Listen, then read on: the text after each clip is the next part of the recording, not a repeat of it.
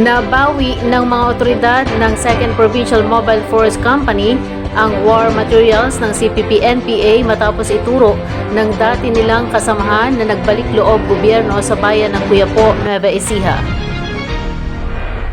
Sinabi ni Police Captain Nicdeo R. Pastor, Platoon Leader Lead Unit, na nagsagawa ng Major Internal Security Operation ang kanilang tropa katuwang ang iba't ibang unit ng pulisya sa Barangay Bonifacio, Quiapo noong April 15, 2024 bandang alas 3:40 ng hapon.